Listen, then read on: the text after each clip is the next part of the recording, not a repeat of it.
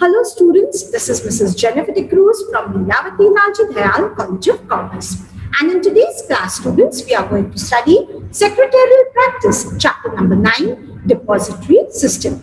This chapter consists of 11 marks without option and 7 marks with option. So let us begin with the first answer of this letter, students. That is advantages of the depository. So before starting with the advantages, let us first understand the meaning of the depository system. So basically, it is a system where securities are held in the electronic form. The transfer and settlement of securities are done electronically. So basically, students, under this depository system, the physical form of your share certificates are converted into electronic form. And this process is known as dematerialization. So let us first study the advantages of the depository to the investors. So first point is elimination of risk. So all the risks like delays, loss, theft, bad deliveries are all eliminated in the depository system. Second, safety. The depository system, students, is the most safe and secure system, okay, because it is constantly monitored by the SEBI. Third, easy transfer of shares. So herein, there is no filing of transfer forms, no stamp duty is required, and the processing time which is required is also reduced to quite an extent. Fourth, we have updates and intimations. So the investor is provided with the status of holding and transactions by the depository participant. Fifth, security against the loan. So these dematerialized securities are preferred by the bank for security against the loan that you want. Sixth, no concept of lots. Okay, so under this depository system, there is no concept of odd and even lots. Okay, the market is one share for all the dematerialized securities. Then you have seventh point, the nomination facility. So herein, in the depository system, every investor can avail for a nomination facility. Last, eighth one is the automatic credit. Here in the depository system, you have the facility of automatically crediting your account. Let's come on to the next importance, that is importance to the company. So here, students, we just have 4 pointers, that is URB, that is U stands for up-to-date information. Herein, the company, okay, gets up-to-date information about the investor, okay, because if the up-to-date information is being provided by the depository participant. Second, the reduction in cost and effort. Okay, so cost and effort in terms of printing of the share certificate, distribution of the share certificate is reduced to a greater extent. Third, better investor-company relationship. So the complaints that are arising out of loss or signature differences is substantially reduced. Okay, because of this, there is a better investor-company relationship. Last point, in international investment, herein under the depository system, better and quicker services can be provided, which gives an opportunity towards, extending the international investment as well. Okay, so this is the importance of the depository system towards the investors and towards the company. The second answer that we need to understand is the constituents of the depository system. So first, there are 4 constituents of the depository system.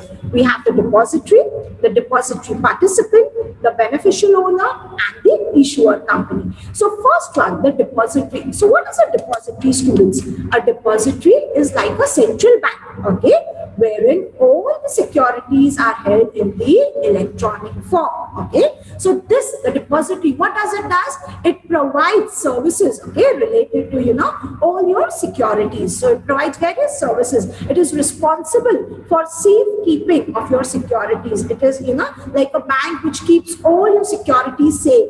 The depository is a link, okay, between the company and the investor. Okay, so basically, to cut down in short, the depository is a bank which keeps in your securities safely. Okay, second point is the depository participant, which is known as a DP. Okay. Now, who is a DP? A DP is an agent of the depository. The depository appoints an agent, and that agent is known as the depository participant. Okay. So here he is registered. The DP has to be registered under the SEBI Act. Okay.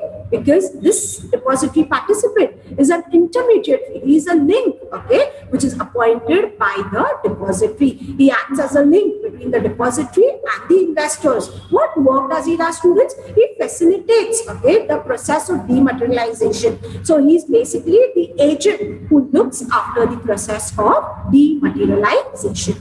So that is your depository participant. Third, you have your beneficial owner.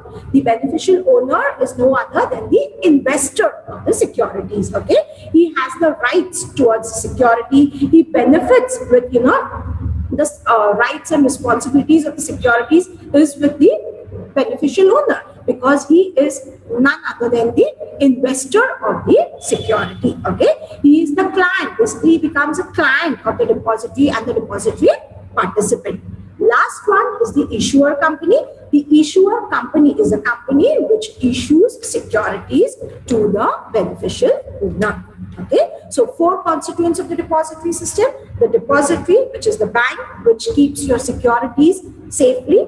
Second, the depository participant, that is the agent, the intermediary who looks after the process of dematerialization.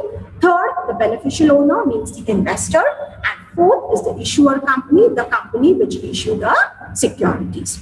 Let's move on to the third and the last answer of this chapter, that is the concepts related to the depository system. So again, you have 4 concepts. Okay, these things can be asked and explain the term, students, for 2 marks each. Okay, first one is dematerialization. At the beginning of the chapter, I've told you what dematerialization means.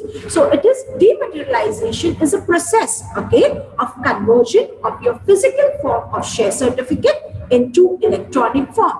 Now, how does this take place, students? Okay, you're in the client who's there, okay, who is holding the securities. He has to surrender the share certificate with the DRF. What is DRF? Demat request form. Okay.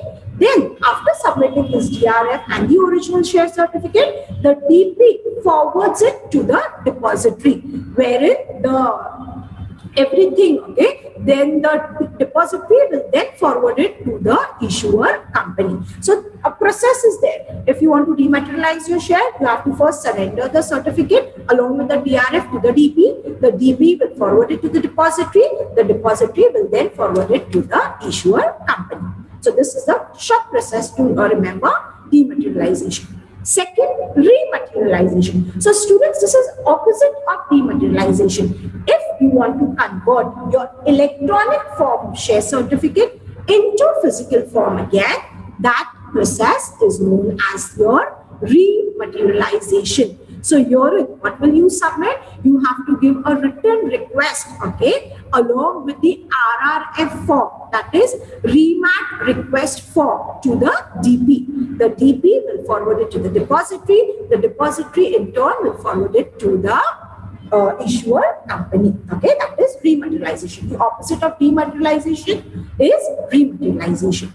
Third point is fungibility. Now, what is fungibility, students? Fungibility means it's the state of being interchangeable. So I'll give you an example. For example, land. Okay, land is not fungible. Why? Because every unit of land has a unique quality. Okay, which has a unique value, okay, which can be added up or reduced. Okay, so for example, if I have a land at Mumbai Central and you say I'll exchange my land, this Mumbai Central ka land with Virar ka land, so you cannot do that because land is not fungible. Both the lands have different value. But currency note, okay, you can say currency note is fungible. Why? Because there is, difference. Every currency note has a different value. Okay, you have a 10 rupee note, 20 rupee note. So that is why it is fungible. Okay, it can be interchangeable. Last one, students, is international security identification number. that is the identity number, a unique identity number, okay, to state that you are holding a specific security, okay. It is allotted by the National Numbering Agency, that is the NNA, and basically it is a 12-digit alphanumeric number which is divided into 3 parts. So basically it is an identification number which is given for your security. So 4 things: demultiplication, conversion of physical form to electronic form; rematerialization, conversion of electronic to physical; fungibility, the state of being interchangeable; and ISIN, that is International Security Identification Number, the unique identity number which is given to your securities. So thank you.